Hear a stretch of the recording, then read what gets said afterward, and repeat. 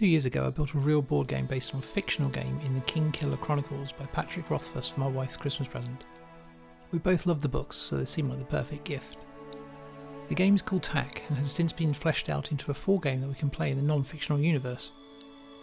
James Ernest at Cheapass Games has many more details on his website about how to play, the rules, and even printing off your own board. The links to this are in the description below, so I highly recommend checking them out. I uploaded 6 videos showing me making this board over a year ago, which totaled about 70 minutes of runtime. I've condensed this down into 15 minutes so it's actually watchable. I hope you enjoy watching the making of this board game as much as we enjoyed playing it.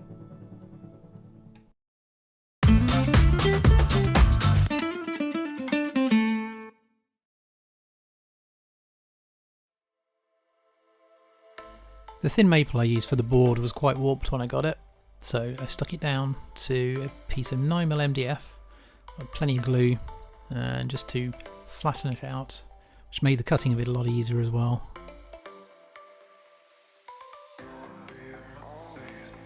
Just put a scrap piece of MDF on top to save marring the workpiece, and then just drop some heavy iron that I had lying around the shop. Once the glue had dried, I simply just stick it on the table saw, rip them down into strips at the width I needed for the board tiles. I bought some 1/2mm thick walnut veneer, used that on the long edge of one side of the board tile, and then when that dries, cut them into the size they need to be for the tile squares, and when these all stick together, the walnut veneer gives a nice edge to each of the tiles for a good contrast when it's finished. And just give the tiles a quick rearrange so you can see what they look like.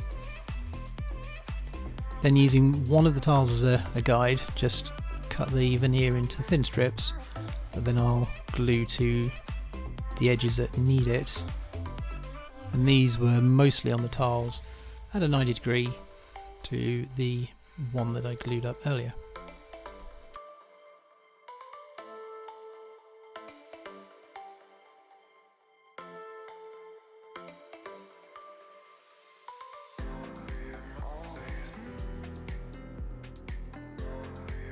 And there you can see the walnut veneer just popping up above the board tiles, which will then get sanded down later. I didn't show the glue up of the board, but it's basically glue the tiles into strips and then glue the strips together into the board. I also made sure that the grain of the tiles were at 90 degrees to each other so you get that nice pattern. And then just lots of marking out, finding the centres of all the diagonals and then drawing a line either side wide enough to accept the inserts for the bloodwood.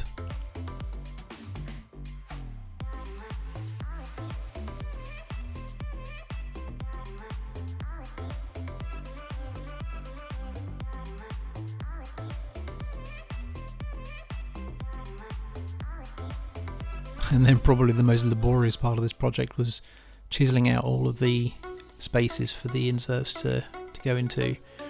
I'm sure there'll be plenty of comments down below saying, why didn't you use a CNC to cut them out? Well, if you've got a CNC you want to send me, I'm quite happy to receive, and I will make a board using a CNC next time.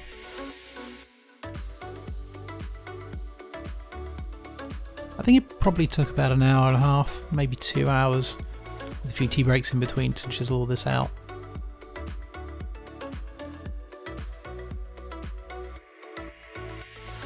Gluing the inserts was simply a case of finding the ones that I'd cut that fit the best, and then just rotating them until they were all in the same orientation.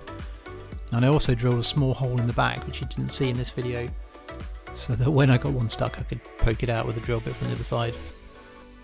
And then in goes the last insert with a gentle tappy. And there it is. I was pretty happy when that all came together. So here I'm just cutting some of the walnut, using it for the edges of the board. I did realise after I'd done this that I should use my zero clearance insert before everyone starts commenting, which is good, I like comments. And I didn't show the mitering of the corners because it's, well, mitering of corners. And here's some thin walnut stock that I resawed, and just going to put it onto a piece of MDF backer with some double-sided tape, stick it through the planer just to get it down to an even thickness.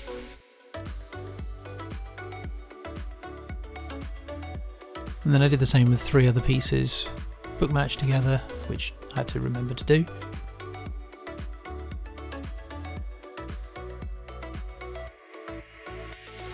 And then use the same trick on a bigger piece of MDF to stick all these down to get them all exactly the same thickness with a nice smooth surface finish.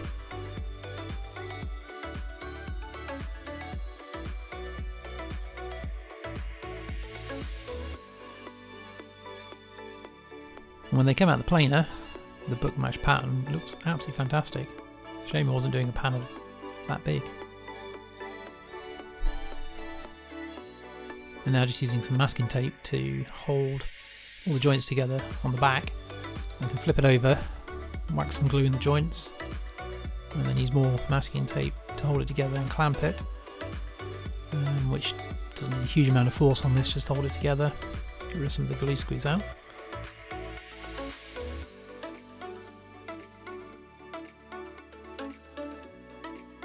And a bit more masking tape just to clamp the pieces together, and then drop something heavy on top to keep it flat.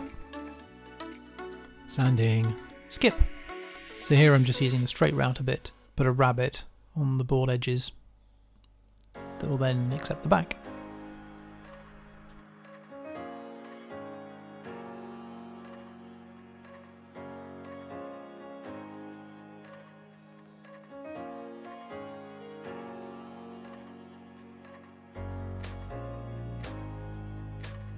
Now that the board frame has dried, I can cut the back to width. The fit was a bit snug, so touch of sandpaper on the edges just to finesse. Just get rid of some of the fibres left from the routing.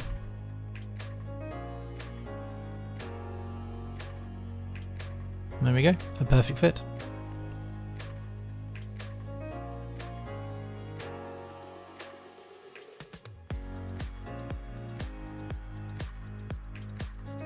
Here I'm just cutting some sapele into thin strips, and these will stand proud around the edge of the walnut, adding a nice dimension to the thickness of the edge.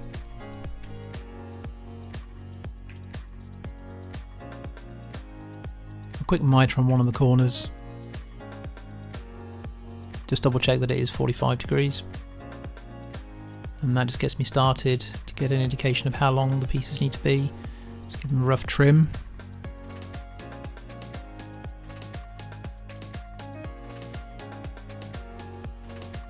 And then they can all be mitered in the same way on the table saw.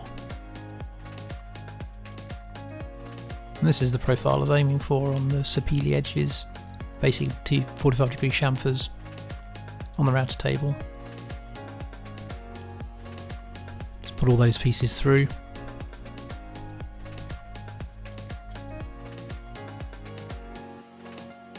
So then they're all ready for glue up.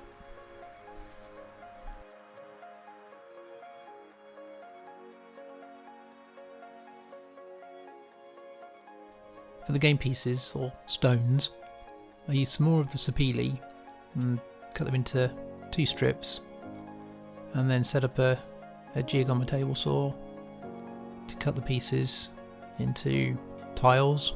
And for the contrasting round pieces, I found a piece of dowel and then fashioned a jig to put on the table saw, which is basically just to hold the dowel straight, clamp it down so that it doesn't move, and then I can run the straight edge of the bottom board along the table saw fence to put a nice flat on the dowel.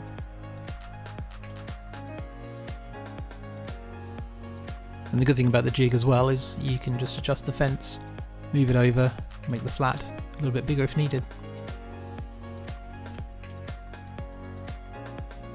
My old bandsaw, long may she rest in pieces. This was pretty much the last time that she got used. I have had her for a countless number of years, and she just choosed to last. Now for the game pieces, there was a lot of sanding. A lot of sanding.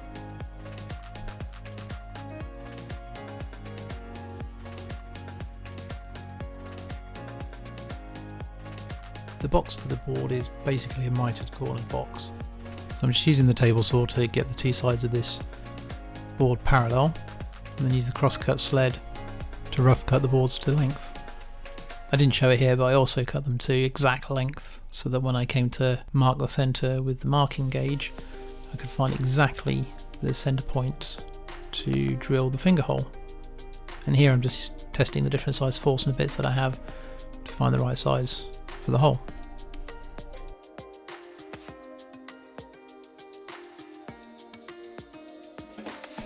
I need to get a new drill press that was so underpowered for drilling through walnut with the Forstner bits. But she got there in the end.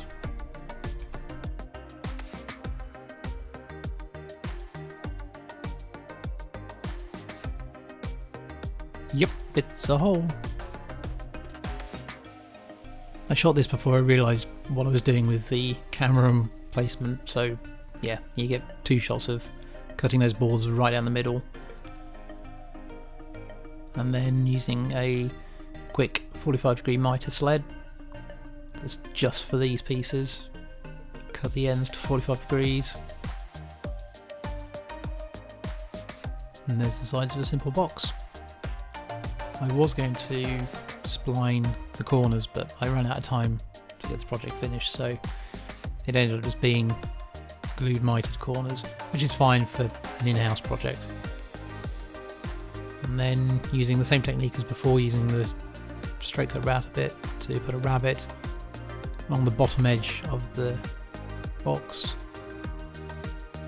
which will then accept another piece of board, and this was cut and book matched in exactly the same way as the piece used on the bottom of the game board itself.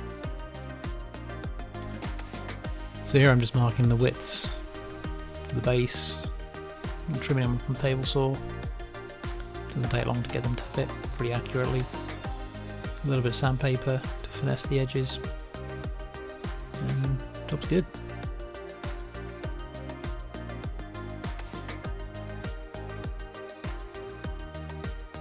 It helps when you've written on the bottom of the board which way around it's supposed to go as well.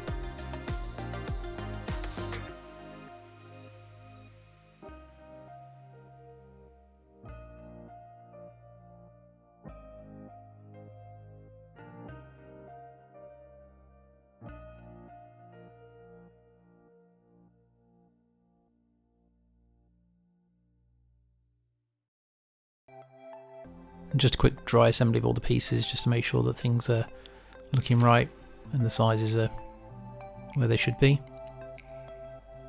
And then everyone's favourite job again, sanding.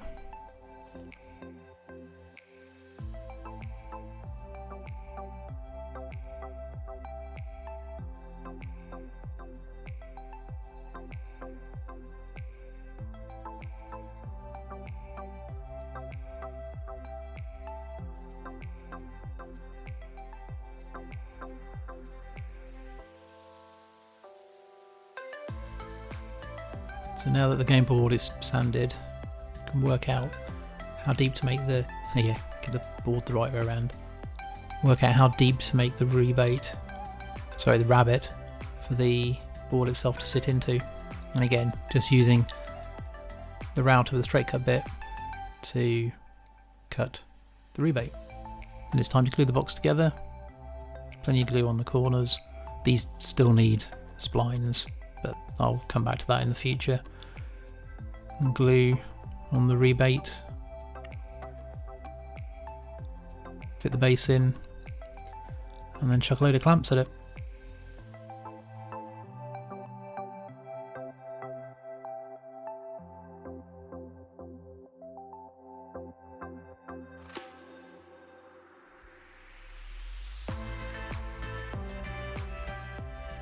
Like a glove.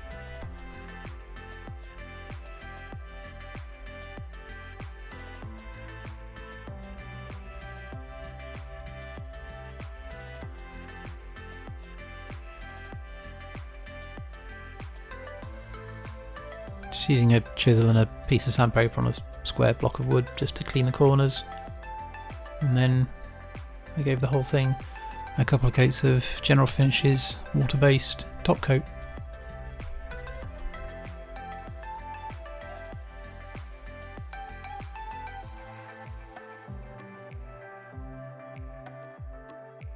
And I know I said sanding these pieces was tedious, but finishing them was pretty tedious as well.